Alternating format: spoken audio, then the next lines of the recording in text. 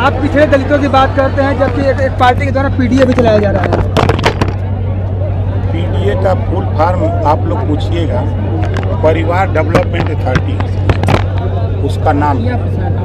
इस नाते कि जब सरकार बनती है तो बोरा का बोरा वोट मुसलमान देता है, सरकार बनने के बाद उसको खाली झोरा थमा दिया जाता है कि तुम एमएलए बन सकते हो, एमपी बन सकते हो, लेकिन तुम समाज के बच्चों को, बेटियों को सिपाही, दरोगा, बाबू, चपरासी, तहसीलदार बनाने के लिए अपने मुखिया के सामने लड़ नहीं सकते। यही पीडीए का मतलब है। राजभर जी, इस पूरे प्रदेश में कानून व्यवस्था की बात की जा रही है, लेकिन अमेठी में जो पिछले मतलब कल हुआ है, एक ही परिवार के 4 दलितों की हत्या की गई है। क्या लगता है कानून व्यवस्था कितने बेहतर तरीके से काम कर रहा है? आप उसको जान लीजिए, वो प्रेम प्रपंच का मामला है, उससे कौन सा कानून लैंड ऑर्डर। और सबसे मजे की बात कि आप देख रहे हैं जो भी घटनाएं सामने आ रही हैं, चाहे फैजाबाद रेप का मामला हो, चाहे मऊ रेप का मामला हो, चाहे कन्नौज रेप का मामला हो, चाहे कुशीनगर नकली नोट बरामद का मामला हो, हर जगह तो समाजवादी पार्टियां के लोग आ रहे हैं। ऐसा क्यों? अभी एक पूर्व विधायक और एक उनके भाई, वो भी रेप के मामले में फंसे अभी कल का। भाई कानून अपना काम कर रहा है तब न फंस रहे हैं, कानून अपना काम नहीं करता तो कैसे फंसते? सिर्फ समाजवादी पार्टी के ही लोग रेप के मामले में क्यों फंस रहे हैं? अब उन्हीं से पूछे कि ऐसा क्यों हो रहा है, ऐसा क्यों हो रहा है, ये उसका जवाब वही दे सकते हैं। हम लोग तो कानून के दायरे में काम कर रहे हैं, जांच हो रही है, जांच में जो पकड़ा जा रहा है उसके खिलाफ कार्रवाई। ऐसे में बात किया जाए विदेश नीति की, तो लेबनान और इजराइल में लड़ाई चल रही है। लेबनान के नसरुल्लाह की जो मौत हो गई है, बावजूद उसके जो यूपी में बहुत सारे जो मुसलमान हैं उनके समर्थन में रैलियां तक निकाल रहे हैं। देखिए, कोई भी कानून को अपने हाथ में लेगा, आतंकवादी गतिविधि में लिप्त होगा, उसके साथ वही सलूक होगा। जो कानून कहता है, कानून के दायरे में कार्रवाई होगी।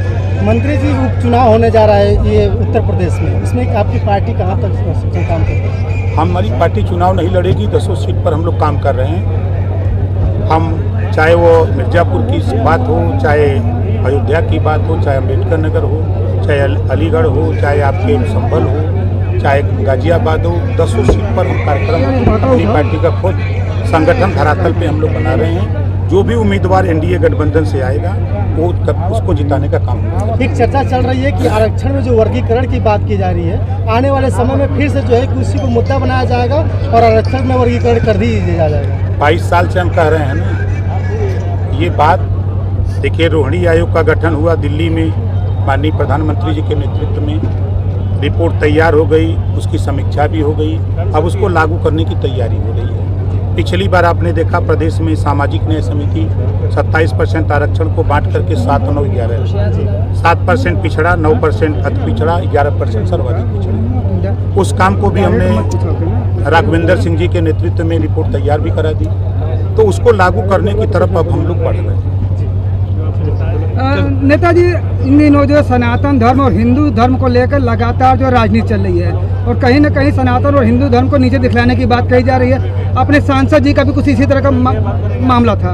देखिए, हम लोग काम कर रहे हैं। अभी 2 अक्टूबर गांधी जयंती के दिन आपने देखा कि पूरे देश में प्रधानमंत्री जी के जन्मदिन 17 सितंबर से लेके 2 अक्टूबर तक हम लोगों ने सफाई अभियान, जो गांधी जी का सपना था कि राजनीतिक भागीदारी तो मिल गई, लेकिन स्वच्छ भारत और विकसित भारत और ग्राम स्वराज ग्राम स्वराज स्थापित हो, गांव का राज हो, उसके लिए हम लोग काम कर रहे हैं। ये बयान दे दे करके व्याकुल भारत की तरह हैं ये लोग कि जल्दी सत्ता मिल जाए, हम का बोल दें कि जनता हमारे संगे आ जाए। 20 साल लगातार, 20 साल तक ये लोग अब डमरू बजावें।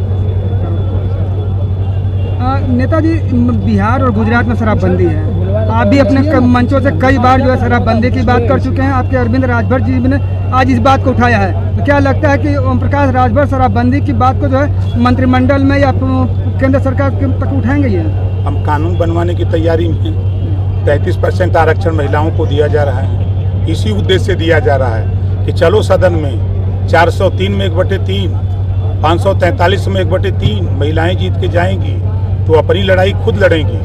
हम अगर नहीं लड़ने में कमज़ोर हैं तो इनको वहाँ पहुँचा करके, मोदी जी की सोच है कि ये खुद सदन में आवें ये अपनी लड़ाई जो जिस चीज़ों को लेकर पीड़ित हैं उसका कानून यहाँ बना करके वो खुद आगे आकर के कानून बना। यानी कि शराबबंदी के पक्ष में हैं आप भी? हम तो हमेशा 22 साल से लड़ते आए हैं। कुछ लोग गांजे पर भी का लाइसेंस की बात कर रहे हैं। अब देखिए उनका विषय है, हम स्वच्छता की बात करते हैं, स्वच्छ भारत की बात करते हैं, हम विकसित भारत की तरफ जाना चाहते हैं। अभी आपने देखा जीरो पॉवर्टी स्कीम, पहली बार देश में एक ऐसा कानून 5 लाख गरीबों के इलाज के लिए। मैं खुद ऐसा व्यक्ति हूँ कि कोई दिन ऐसा नहीं है कि 8 लाख 10 लाख 15 लाख प्रतिदिन वर्क डे में हमारे दस्तखत से विवेकाधीन कोष से गरीबों के इलाज के लिए पैसा जा रहा है, प्रतिदिन जाता है।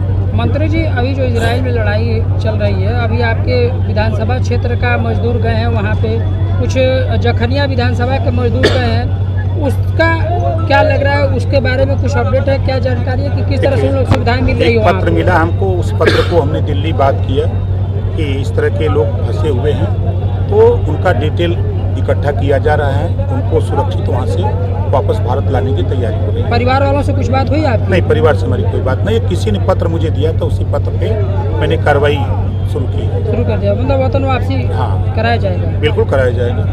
ठीक है।